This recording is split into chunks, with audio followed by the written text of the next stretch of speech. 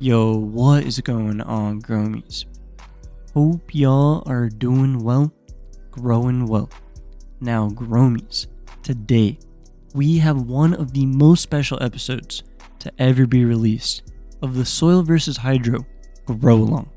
In this episode, episode 10, a 30+ year deep water culture hydroponic grower shares all of his knowledge on the ultimate way to water your plants.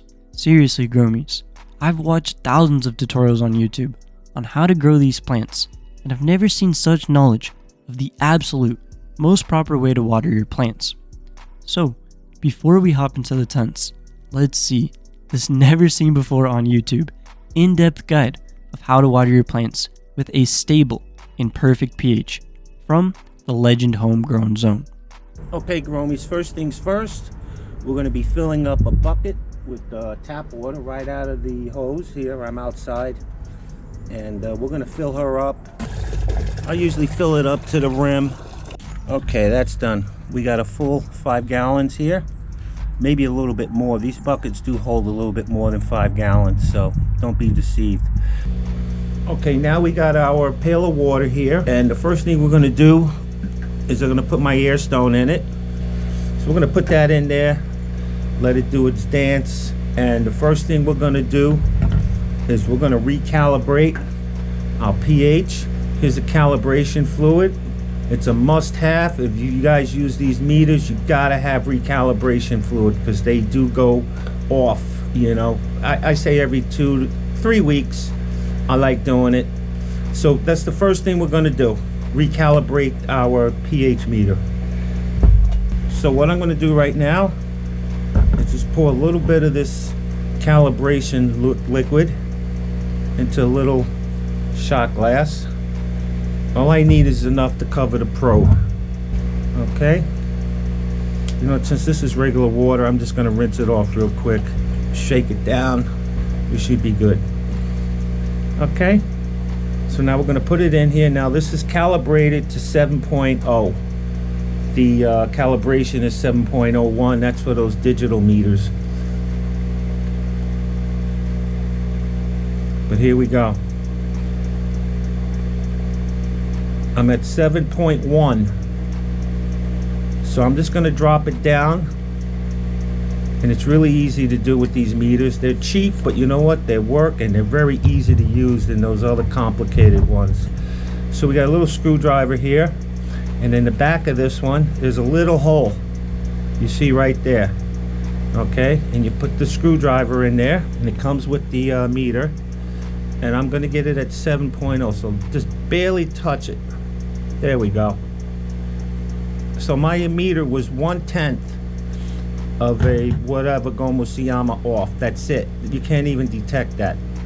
But we're back on now with 7.0, and let's get to work. Okay, first thing we're going to do, I'm going to show you guys a base reading off this tap water straight out of the faucet.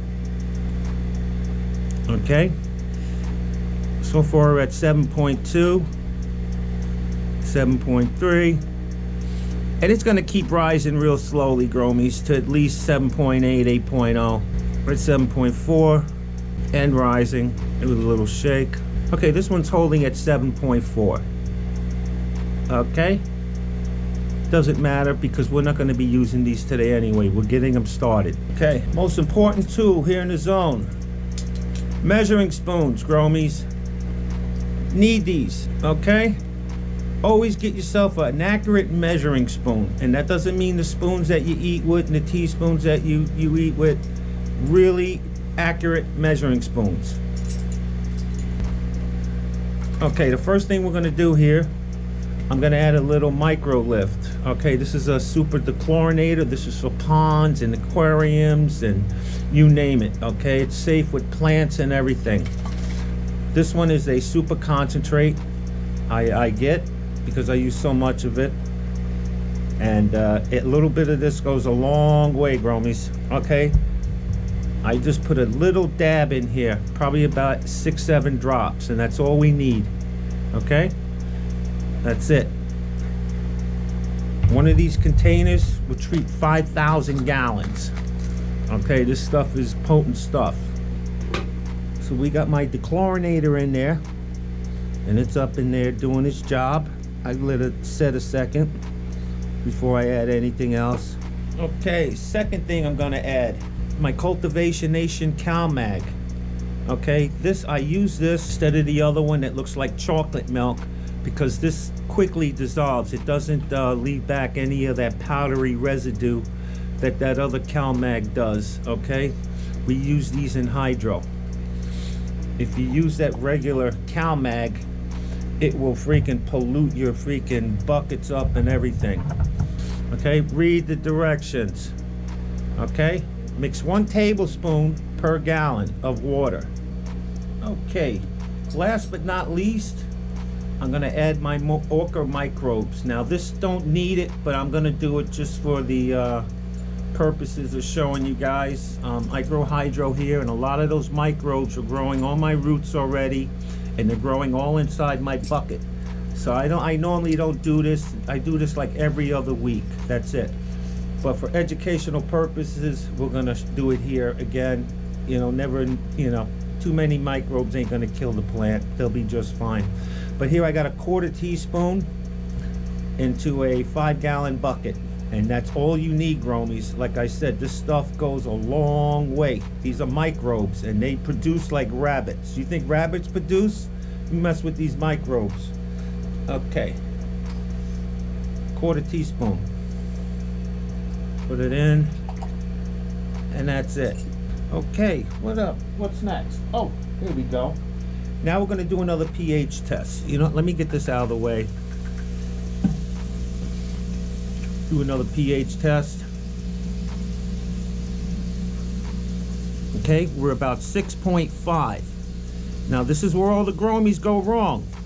Whether you grow in soil or hydro or whatnot, you'll dial it down to 6.1 or 6.4 if you grow in soil, and you use it. And you cannot use this. It's not ready yet, growmies. I couldn't stress that to you enough.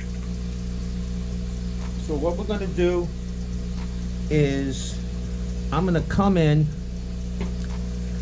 with my pH down.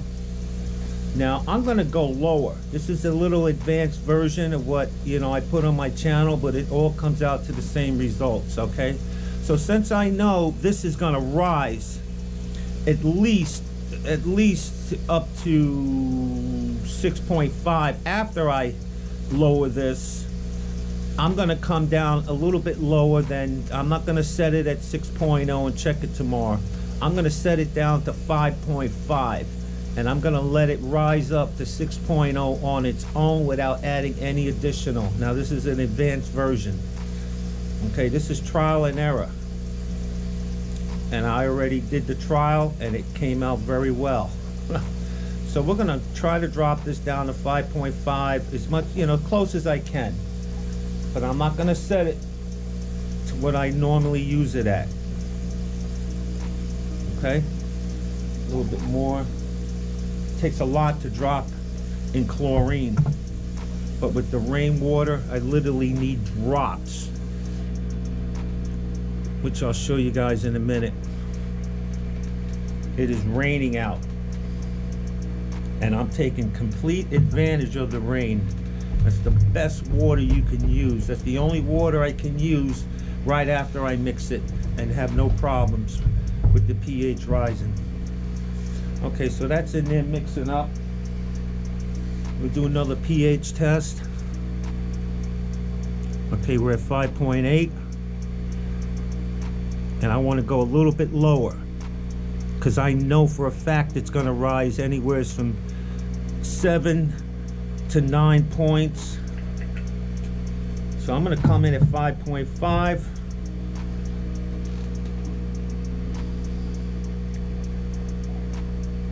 A little bit more. I don't care if I go lower, because again, it's going to rise overnight. So as this rises overnight in the bucket, if you use it in your grows, it's rising overnight in your grows also. Make sense, growmies? So we're gonna come back tomorrow. We're gonna do another test, and we'll show you where we are. I'm pretty confident that I'm going to be right there on target, and I don't have to add any buffer to it. I don't have to add any acids or anything to it to adjust it. So hang on there. We'll be back tomorrow. Some of that YouTube magic is going to go to work.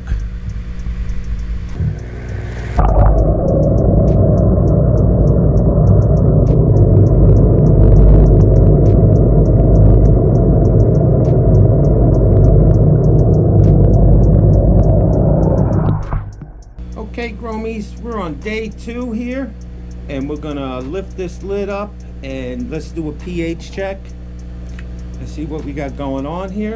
And remember, we set it last night at 5.5, and there's definitely a rise. So let's see what we got. Oh man, the foam is all over the place. That thing must have leaked last night. Let me put this over here. Put on my pH meter, and let's get a reading. 5.8, 5.9, 6.0. Stay there. Stay there. There you go, Growmies. That's how we roll in the zone. 6.0, man. Just like I said, I came in 5 points below what I wanted it to stay at, and it came right on target, just like I said. Okay, that comes from experience. It was trial and error, Growmies, you know, but I finally dialed in on this. This is the advanced version. You don't have to do it this way. You could set your pH to whatever level you use it at, but let it sit overnight. But you probably have to readjust it in the morning. The way I did it, I went back 5 points, and sure enough, it rose 5 points, and it landed just where I wanted it. Okay, Growmies? I hope you found that informative. This should take care of 90% of your grow problems.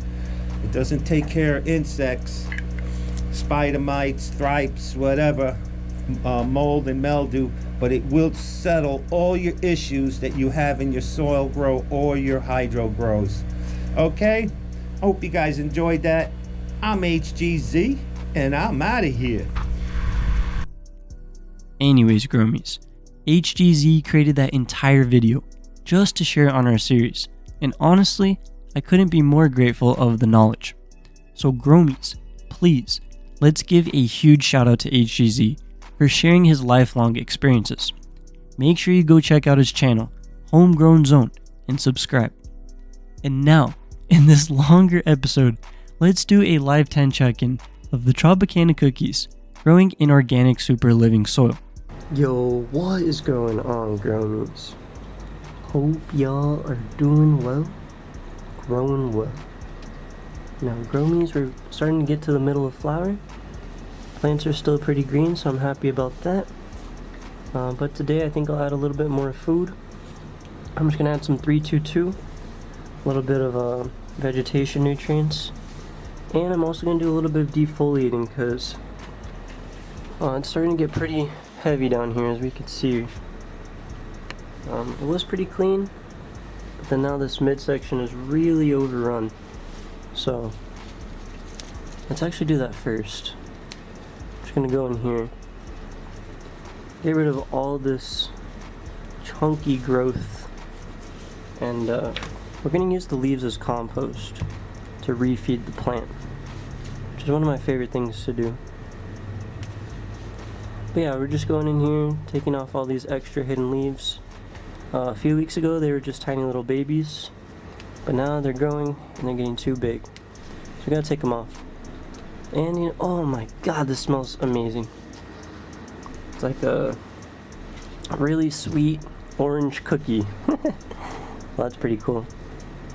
Let's see, so we got a lot of leaves in here. But yeah, just going in here, taking off leaves. I think gotta go a little bit more. I did turn down the fan so they're extra quiet right now, that way the audio is not annoying. But so far looking good. Just gonna keep on going though. These plants, you know, they're starting to get a little dry. It's still pretty wet, but this is the time I like to water, right about here. Same with this one, also starting to get a little bit dry. And when the soil gets dry, it starts to get really compact and hard. So I like to keep it fluffy and light and loose. So we're gonna make sure that we continue to do that by keeping it wet. Right here we got a lot of concentrated growth, so I'm just gonna take them off. Take them off. There we go. Take this one off too. This leaf can go. This leaf down here can go. It's really tall, stretching out for the light. And you know, we are pretty much getting there. Again, I don't want to take off too much in one session. I don't want to stress the plant and make it herm. There's nothing worse than herms, growmies. Especially after all this hard work that we've done. Or to herm sucks. But yeah, that looks pretty good. It's a lot more cleaned up. Still has a lot of leaves, which is what I want. I want them to have a good amount of leaves. But that looks a lot better, as we can all see. Yeah, that's much, much better. And we'll actually do some of these leaves right here too. Yeah, these little bud sites right here are pretty much pointless. And this leaf, and this, and this. Now moving on to our other Tropicana cookies, we could see the work that we did over here. Now we gotta do that work over here. So this one branch has been stretching up all the way. I might leave it because it has stretched pretty far. Just to see what like a lower nug will look like density wise.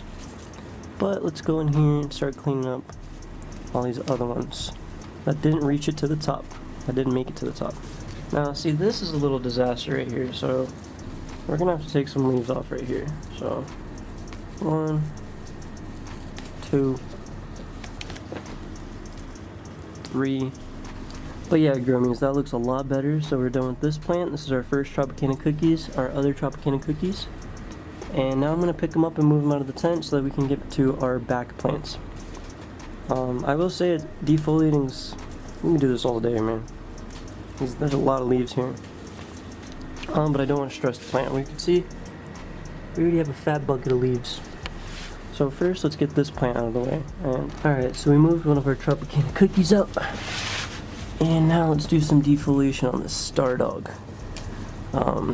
During this time too, I'm also looking for potential herms or just anything that's going wrong. But let's go in here, just remove all these leaves. You know, growmies, this is always why I'm like, just flip the plants. Is it worth another 2 weeks of veg because you're just gonna have to take all these leaves off anyway? Not really, not in my opinion. Especially if you got 4 plants in a little section like this in 3x3. But yeah, that's pretty good. We'll leave that at that. And our last plant is the lamb's bread, which honestly is my favorite pheno in the tent. It smells absolutely incredible. Orange cream pop flavors, vanilla frosting. Says it has no cookie or cake or any type of lineage in it like that to influence those flavors, but it still has those flavors, and it's sticky as hell. It's like an orange creamsicle lollipop, vanilla. It's fucking incredible. Okay, and that's pretty much cleaned up. We'll go ahead and do the last wave of defoliation in probably next week, but I think that's pretty much good for now. Could get some of these lowers out. And yeah, growmies, after some time, I finally finished defoliating these plants since the midsection was so filled up. And I also decided on this day to add in some mushroom compost, top dressed. Coming back a few days later, these plants seem to have responded well to the water and compost top dressed. My hope is that by the end of harvest, this soil still has every single nutrient necessary to start a new grow. But since mushroom compost is a slow release, low nutrient feed, I decided to also add in some scoops of this burpee organic 5x5 feed. Since the plants do look a little bit hungry, I want to feed them well and make sure that there are zero deficiencies, which is one of my biggest goals when growing plants and one of the hardest to achieve in organic soil, start to finish. And finally, to finish off the 3rd week of flower. We just water in every plant. Anyways, growmies, in this soil versus hydro grow, we had an extra in-depth guide from HGZ on how to stabilize your pH for watering your plants, and also did a live week 3 check-in with water and supplemental food. For week 4 of flower, my goal is to do more live check-ins daily, so be sure to look out for that in the next episode. As always, thank you guys for watching. If you enjoyed the video, please leave a like and comment. If you haven't seen my other grow/milk reports, check them out. Keep it up out there, growmies, and stay motivated in this beautiful medicinal hobby. #GROWMIEGANG.